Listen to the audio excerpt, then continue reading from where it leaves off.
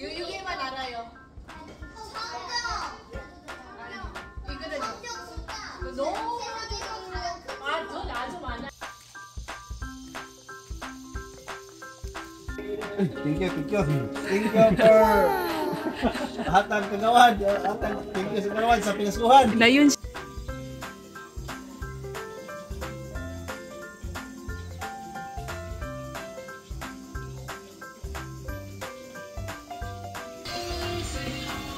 Tagoy dong. Tagoy.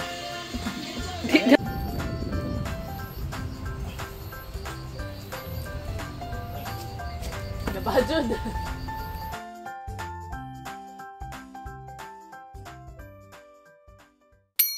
Unsa man na sal? Wala makagi ka sa bukid. Baboy. Di apod.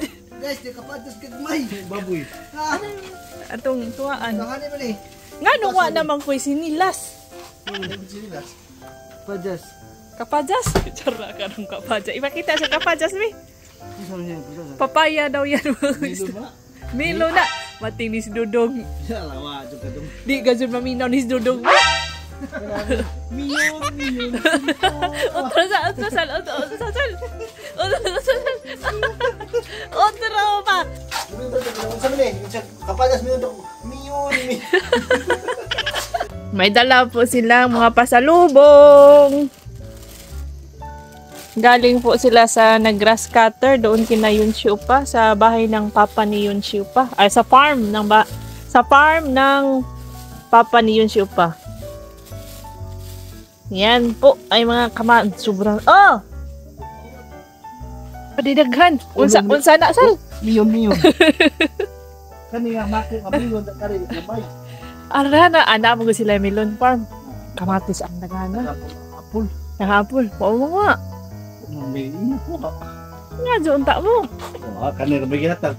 Kaya ang lami rin na naghangkuan o. Naghang kawong, sugba na to. Magsugba man taguan. Baboy. Tingnan nyo mga kabistak, ang dami. Sarap to.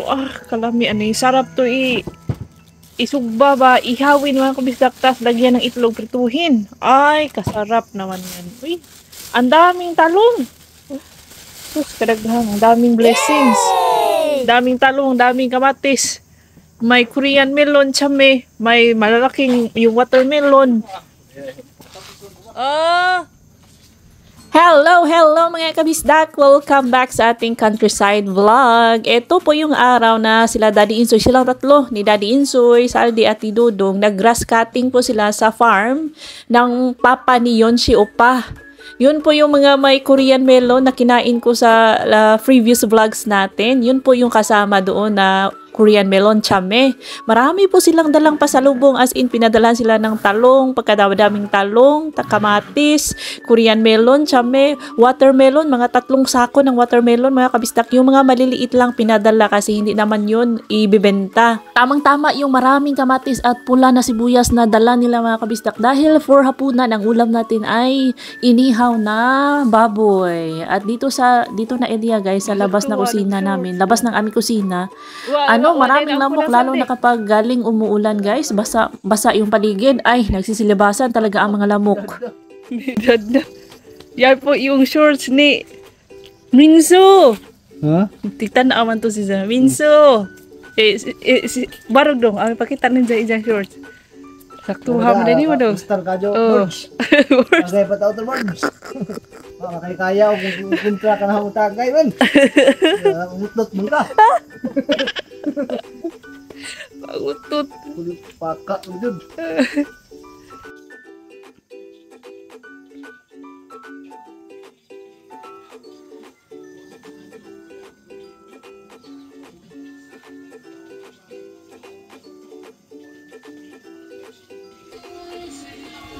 Tagoy dong. Tagoy. Di gabanin mo tagoy. Buot na. Baga mo na.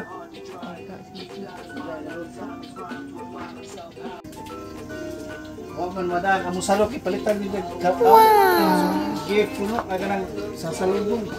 Aga truck. Tos truck. Pa agam. Talang. Guys, good. 서울 손인데 어우 2 말랐겠어. hours. 서울 손인데 말랐겠어. 2 ka oras na dayon juan. 아 역시 연씨 빠들 봐봐라 이거. Yunsi apa? Yunsi opa, gumawayo.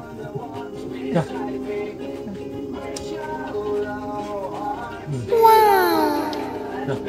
Thank you, thank you. Thank you for hatang kagawan. Thank you sa kagawan sa pinasuhan. Na Yunsi. Yunchi. Yunsi gumawo. Yunchi gumawo. Dar tanaw. Yunsi hyong. Yunchi yung Gumawo yo. Gumawo. gumawo. Sakto. Kada sa mas dako, sa mas view di juglawas. Ay, siyempre. Alam mo, Oh. Dili nga na di jak. Natural na ba? Natural na oh. Okay lang. Teka lang mo.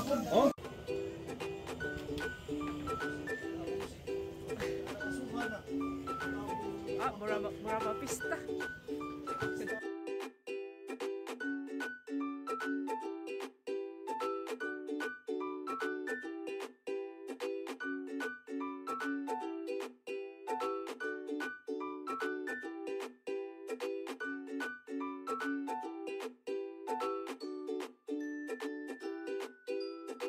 Kasyang-kasya po kay Dudong at kay Saldi mga kabisdak yung mga damit ni Minsu. Oh, thank you so much Minsu sa kanyang t-shirt. Yung nakita nyo sa previous vlogs natin, yung nag-audition si Daddy Insoy sa Norijara, yung sinuot na t-shirt. Ngayon, isinuot naman niya ang shorts ni Minsu. Nakakatuwa talaga. So, si Little Insoy parang, siya po ang boss, manager natin for today's video. Nag-upo-upo lang yan siya, nagatingin-tingin. Kaming lahat may kanya-kanya kaming ginagawa. Si Daddy Insoy, gumagawa din yan ng apoy para sa ating talong. Doon ko po iihawin ang talong kasi itong ating charcoal is konti lang. Saktong-sakto lang pangluto dito sa ating pork. Sana, kailangan sakto na kasunod ya. Pa deh.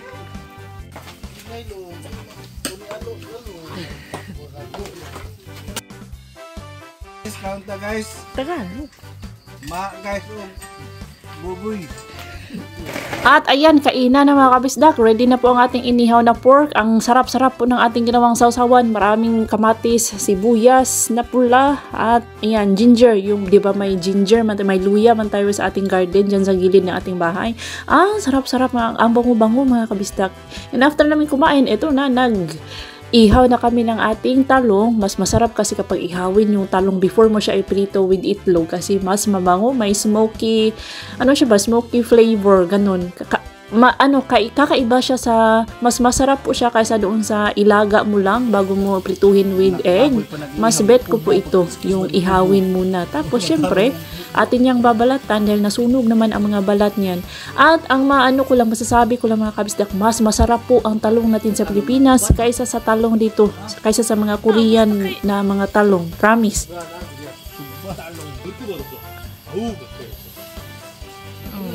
Korea talong. Lain. May lami. 볶음. Pukum. Diyo ka diyo. Kan ni dong, perfect ni dong. Kaya wala mga pilpak ano, ang lagmi ada kadahan pa dun. Kabang-kabang. Hubuan dumado ba? Pura gradis. Sa pagsugba ni. Sa pagsugba. Kamu mo sugba gud ka.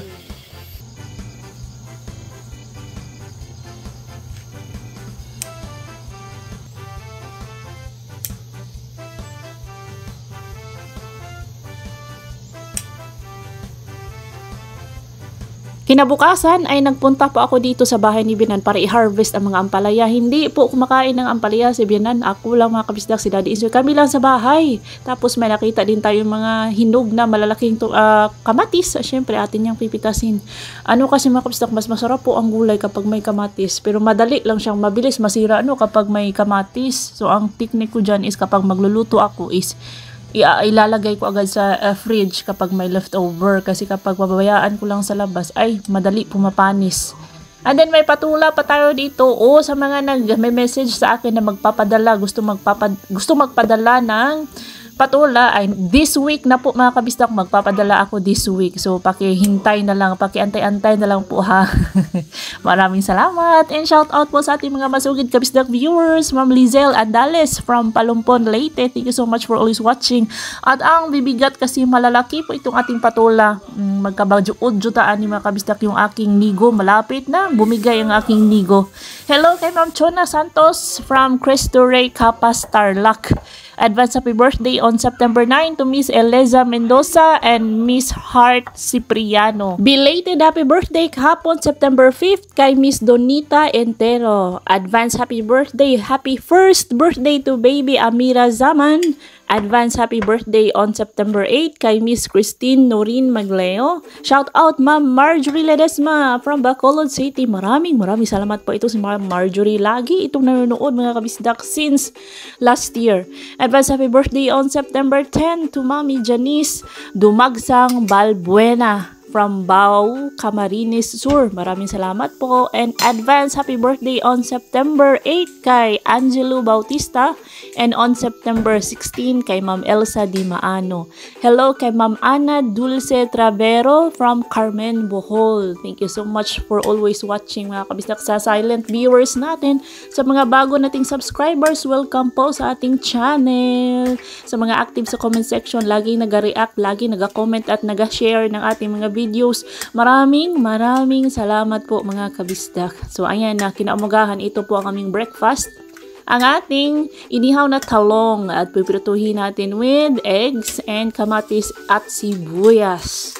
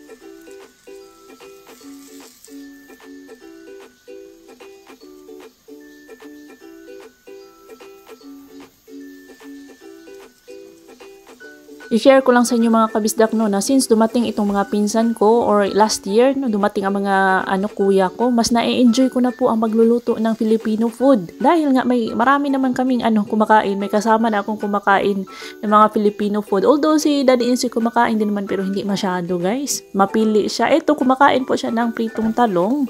Si Little Insoy ay paminsan-minsan, no, tikim-tikim lang sa kanya talaga mga kabisdak. Mabubusog po, iba ang busog ko kapag ang ulam ko ay Pinoy food. Yes mga kabisdak, relate ang mga OFW natin ba sa mga nasa ibang bansa. Iba talaga kapag natitikman mo ulit yung mga pagkain nakagisnan mo mga kabisdak. Iba yung saya sa damdamin ha. Parang a taste of familiar love. Charot.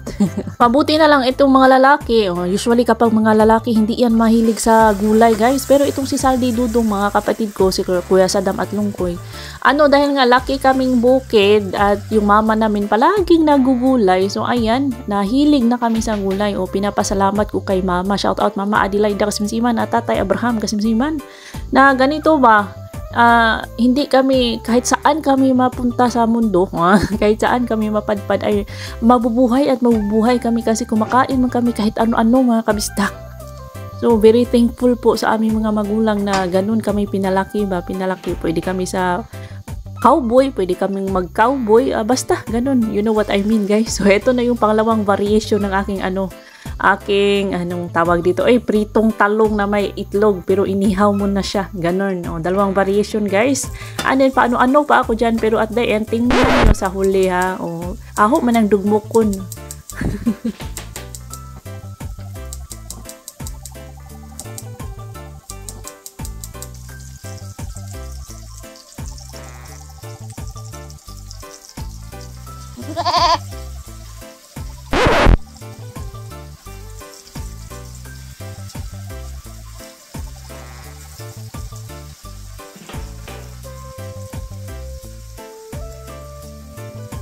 오늘 관리를 잘하는구나. 그래도 이거 먹어봐. You like sweet foods 나오잖아. 맛있지? 응.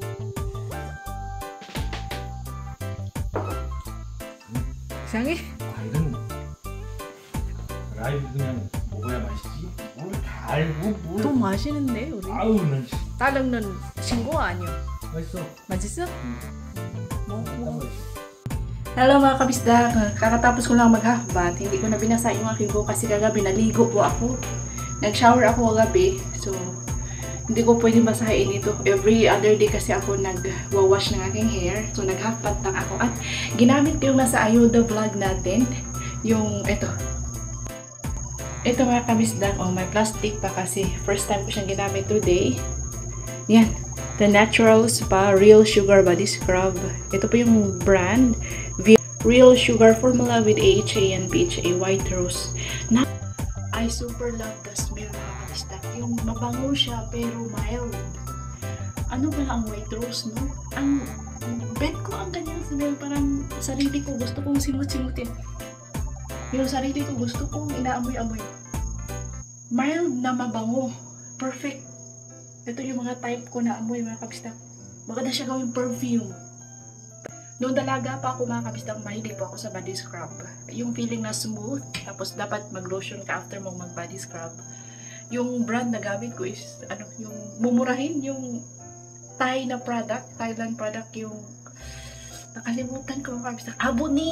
Abuni na salt scrub, milk salt scrub. O sino nakagamit ng Abuni na milk salt scrub? Yun po ang ginagamit ko noong dalaga pa ako. Wala pang budget mga kabisda. Nakagamit lang ako ulit. Paayuda. Bibili ako.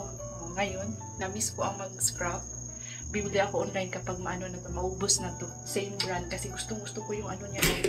Gusto ko yung amoy niya. Promise. Ang bango. Mild na mabango.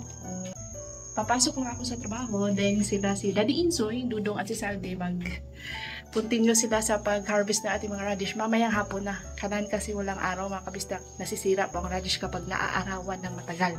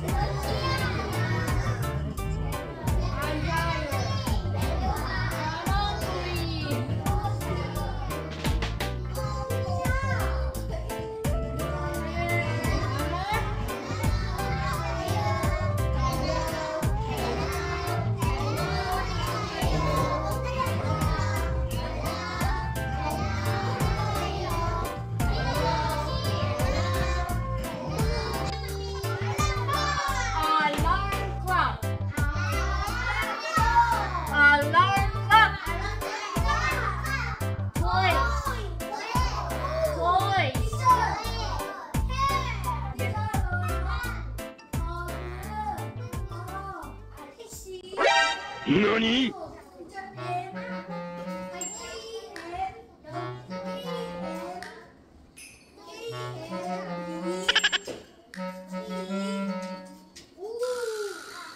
Okay. Why not okay?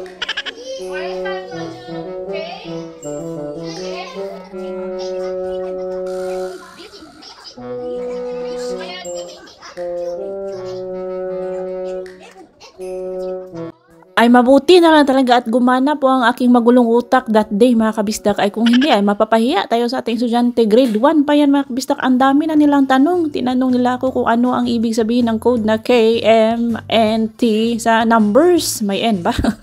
Buti na lang talaga at naalala ko guys. Yung iba, may tinanong pa silang ibang code. Hindi ko na malala. So, ay syempre, lumabas ang ating patistis ba? Sabi ko, ay wala na tayong oras. Next time na lang. Next time na tayo mag-continue sa topic na ito. Pero hindi ko alam ano ang sagot mga kabisdak. Mag-study muna ako. Tapos next class namin ay sasagutin ko na sila. So, ayan. Yan po. Ganyan po ako magturo ng dito guys, English. Part-time job ko lang po ito. Twice po ako nagaturo sa public schools. Twice a week and then 3 times a week po sa Hagwon sa private English Academy. Grade 1 to grade 6 na mga kids ang aking tinuturuan. 2.5 hours per day ang aking klase and ang aming topic that day is yung mga bedroom vocabularies like yung bed, chair, alarm clock, toys, hanger, wardrobe, closet. At tapos tinuturuan ko sila ng mga expression like where is the alarm clock, ganon. And that's all for today's video mga kabisdak. Thank you so much for watching. See you on my next vlog. Ingat lahat!